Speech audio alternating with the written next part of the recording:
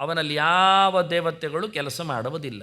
ನನಗೆ ಮಾತಾಡಲಿಕ್ಕೆ ಅಗ್ನಿ ಬೇಕು, ನೋಡಲಿಕ್ಕೆ ಸೂರ್ಯ ಬೇಕು, ಕೇಳಲಿಕ್ಕೆ ಯಮ ಚಂದ್ರರಲ್ಲೇ ಇರಬೇಕಾಗ್ತದೆ, ಕೈಕಾಲುಗಳಿಗೆಲ್ಲ ಇಂದ್ರಜಯಂತರು ಇದ್ದರೆ ಅವನಲ್ಲಿ ಯಾರು ಕೆಲಸ ಮಾಡೋದಿಲ್ಲ. ಪ್ರಾಣದೇವರಲ್ಲಿ ಯಾರದ್ದು ವರ್ಕಿಂಗ್ ಇಲ್ಲ ಕಂಡೀಷನಲ್ಲಿ. ಯಾಕೆ? ಅವನು ಅತ್ಯಂತ ಮೇಲಿದ್ದಾನೆ. ಎಲ್ಲ ಭಗವಂತನ ರೂಪಗಳೇ ನಿಂತದ್ದು. ಕಾಲಿನ ತುದಿಯಿಂದ ಹಿಡಿದು ತಲೆಯ ತುದಿಯವರೆಗೆ ಭಗವಂತನ ರೂಪ ವಿಶೇಷಗಳು.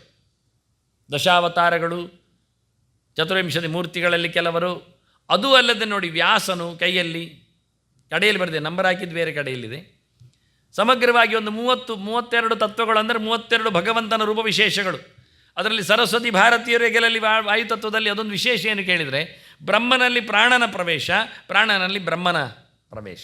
ಅವರಿಬ್ಬರು ಸಮಾನ ಸ್ಕಂದರು. ಇವತ್ತಿನ ಉಸಿರಾಟದ ದೇವತೆಯೇ ನಾಳೆ ಬ್ರಹ್ಮನಾಗುವ ಆ ವಿಷಯದಲ್ಲೇ ನಮ್ಮದು ಕೊನೆ ಸ್ಲೈಡ್. ವಾಸ್ತವವಾಗಿ ಅಲ್ಲಿವರೆಗೆ ಹೋಗಬೇಕು ನಾನು. ಹಾಗೆ ಇವತ್ತಿನ ಯಾರು ಬ್ರಹ್ಮನಿದ್ದಾನೆ ಅವನು ನಿನ್ನೆ ಹಿಂದಿನ ಕಲ್ಪದಲ್ಲಿ ಪ್ರಾಣನಿದ್ದಾನೆ, ಉಸಿರಾಟದ ದೇವತೆ ಇದ್ದಾನೆ. ಆದ್ದರಿಂದ ಬ್ರಹ್ಮವಾಯುಗಳು ಅವರಿಬ್ಬರು ಮ್ಯೂಚುವಲ್ ಆಗಿ ಒಬ್ಬರ ಒಳಗೆ, ಪ್ರಾಣನ ಚಿಂತನೆಯ ಶಕ್ತಿ ಅದು ಬ್ರಹ್ಮನಾಗಿದ್ದಾನೆ, ಬ್ರಹ್ಮನ ವಾಸ್ತವವಾದ ಉಸಿರಾಟದ ಬಲ ಅದು ಪ್ರಾಣನಿದ್ದಾನೆ. ಬ್ರಹ್ಮನೂ ಉಸಿರಾಡ್ತಾನೆ ಪ್ರಾಣನ ಮೂಲಕ, ಪ್ರಾಣನೂ ಚಿಂತನೆಗೈತಾನೆ ವಿಜ್ಞಾನಮಯ ಕೋಶದಲ್ಲಿ ಬ್ರಹ್ಮಾಧಿಷ್ಠಿತನಾಗಿ. ಹೀಗೆ ಅವರಿಬ್ಬರ ಕ್ಲೋಸ್ ಒಂದು ಮ್ಯೂಚುವಲ್ ವ್ಯವಸ್ಥೆಗಳು. ಅದಲ್ಲದೆ ಎಲ್ಲ ರೂಪಗಳು ದೇವರದ್ದು.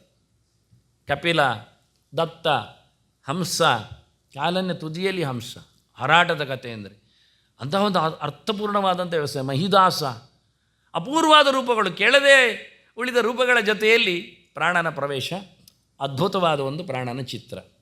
ನಾನು ಯಾಕೆ ಗದೆ ಕೈಯಲ್ಲಿ ಕೊಟ್ಟೆ ಅಂದರೆ, ಅವನು ಭಗವಂತನ ಗದಾರೂಪನಿದ್ದಾನೆ.